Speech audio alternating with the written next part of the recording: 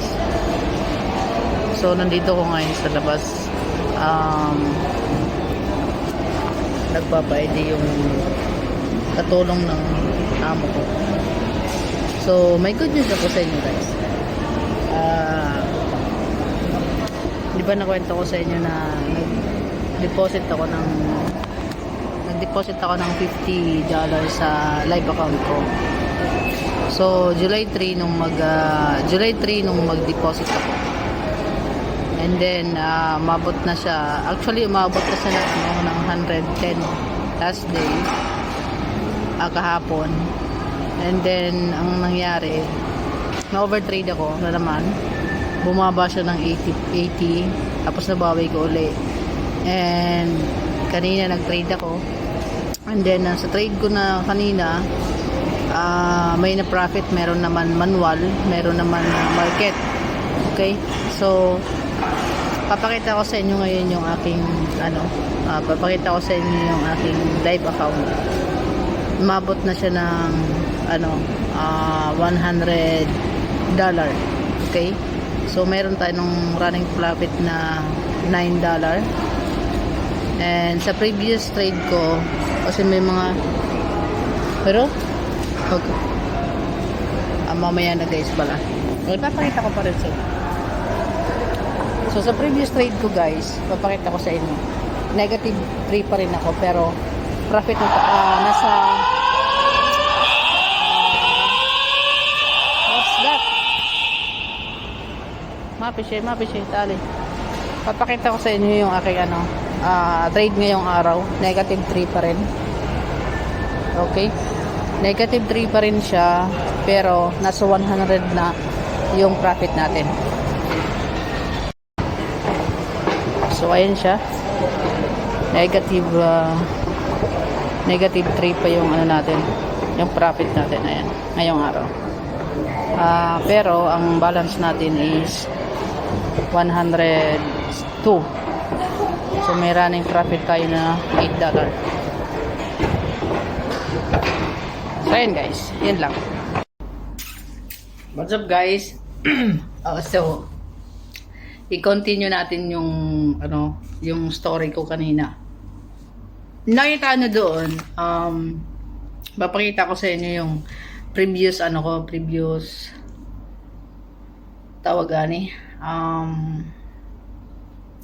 previous profit ko before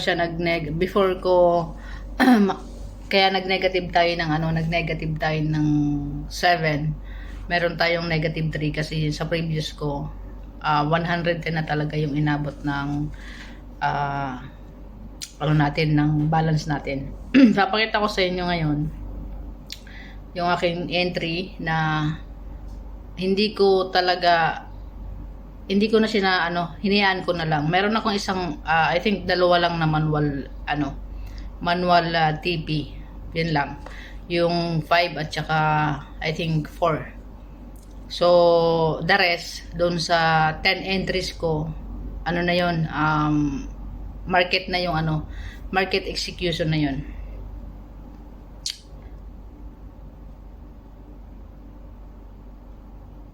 Wala ako guys. Pasensya na, meron ako nire-replyan. So papakita ko na sa inyo ngayon yung aking yung aking trade. So ayan, bubuksan ko yung yung MT4 natin. Ayan. So kung makikita nyo, 102, tapos yung sa baba niya is 108.82. So yan yung previous ko ayan, naka-negative tayo, 3.94. So nasa almost 4. Kung makikita nyo guys dito, may dividend nang lumalabas. So pagka once na, ayan, may 100 sa Nasdaq, ewan ko kung bakit meron dividend na ganyan. Okay, negative 02.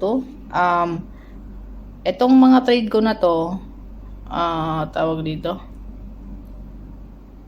hindi ko makita yung dito sa gilid. Ayan yung mga kulay green, lahat yan, yung kulay green tsaka kulay orange na yan, market execution na yan. So in-entry ko siya na hinayaan ko lang.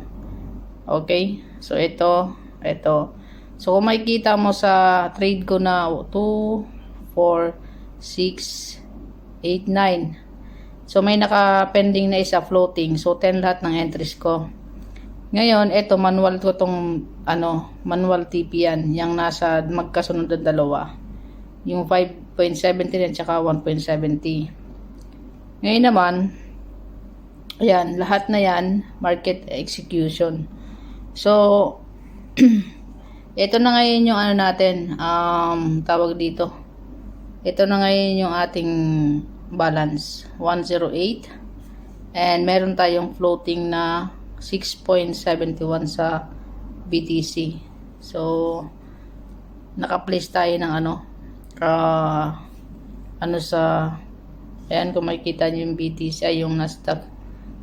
Okay? So, hindi ako dyan nag-entry na kasi tapos na ako yung setup ko kaninang umaga. Ito na siya. So, nagpo-pullback yung I think naglagay ako ng break even. Ito, naglagay ako ng ilakit natin ng konti.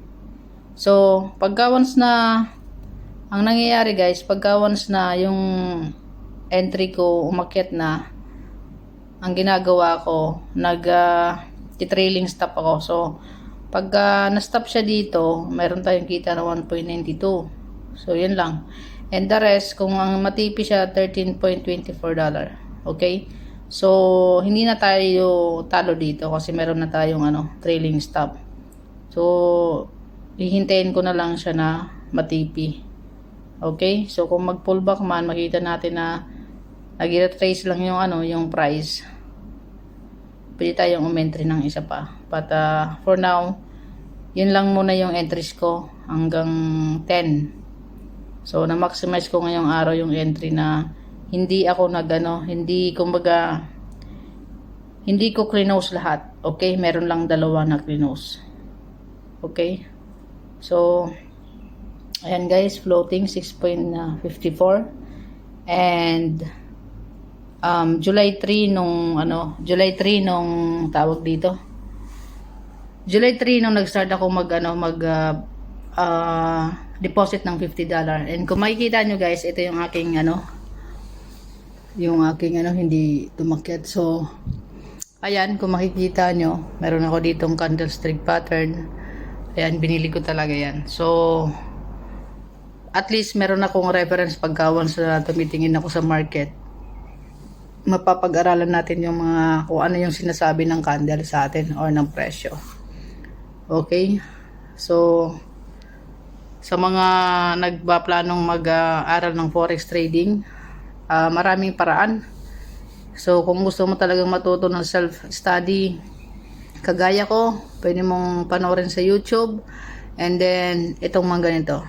So, cellphone or Wi-Fi, meron ka. So, anytime na meron kang spare time sa araw mo, kung nagtatrabaho ka, mga 30 minutes, 1 hour before ka matulog, mag-aral ka. So, malaking tulong na yun guys. Ayan, I'll see you next sa aking video. So, ayan guys, yun yung aking trade ngayong araw. Naka-profit tayo. At least negative, kahit negative tayo, at least bumalik tayo dun sa Kasi kung tutusin, kung i-close ko yung floating ko, bawi na tayo. So, kumbaga, nakagain tayo ng almost $60 since nung nag-deposit ako. Actually, yung deposit ko na yan, maraming beses na ako nag-deposit ng 50. Pero pinag-aaralan ko talaga siya na ma-reach ko ng 100. So, na-reach ko ng 100. Ngayon, unti-unti natin na i-balance yung risk management. Okay? So, ang ginagawa ko, nag-entry ako. Kung ano yung model na entry na pinapractice ko, yun na yung sinasetup ko. Kung walang setup, kung walang proper entry na walang entry na maganda, ang ginagawa ko, inihintay ko, nag-entry ako ng mga buy limit or sell limit.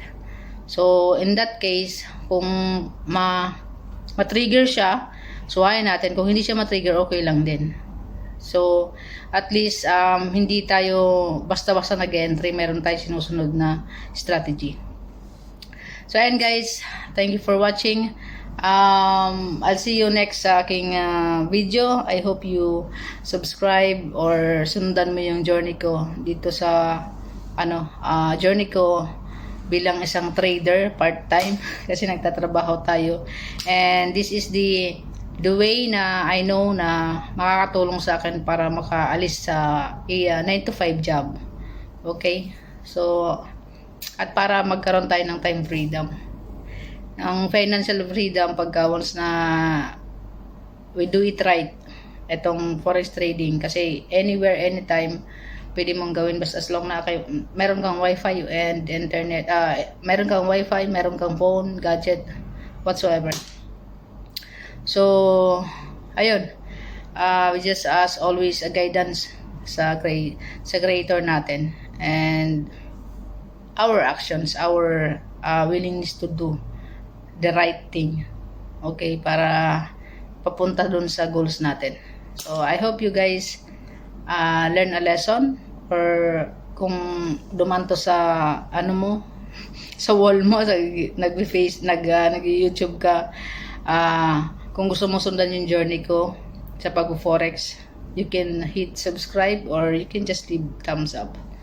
I'll see you next I'll see you in my next video. God bless.